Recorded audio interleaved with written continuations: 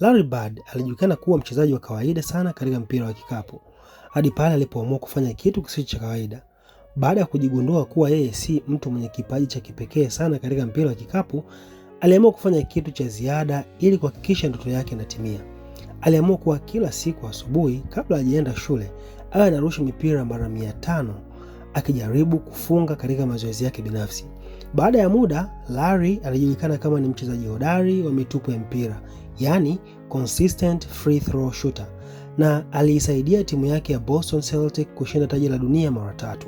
Hivi ndivyo nidhamu na juhudi inavyoweza kumfanya mtu afanikiwe.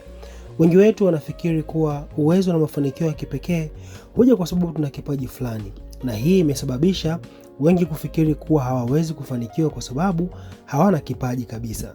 Kuna wengi wenye vipaji ila hawana nidhamu na wameshindwa kufanikiwa. Kuna wengi vipaji vyao ni vidogo ila nidhamu yao imewasaidia kufika mbali.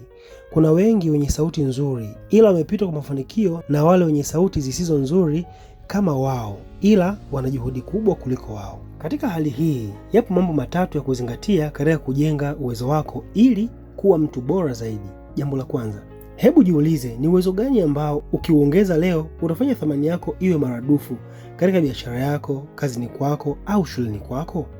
Ukishatambua uwezo huo, anza kuufanyia kazi kila siku. Utashangaa baada ya muda umekuwa master, yani mtaalam katika jambo hilo, na mafanikio yako yataanza kuonekana. Jambo la pili, kumbuka kuwa uwezo unaoutafuta huwezi kujenga kwa siku moja, ni mchakato wa muda mrefu. Usiache kuongeza uwezo wako hadi utakapoona matokeo ya kile unachokifanya. Usiwe mtu wa kuhangaika kutaka kuonyesha na kuonekana kwa kile unachoweza kukifanya. Kubali kutoonekana kwa muda kidogo ili ujenge uwezo, na siku ukija kuonekana, basi uwezo wako utazungumza kwa niaba yako. Watu wengi wamekufa wakiwa bado hawajafikia kiwango cha juu cha mafanikio yao kwa sababu hawakuwa tayari kufanya alichofanya Larry.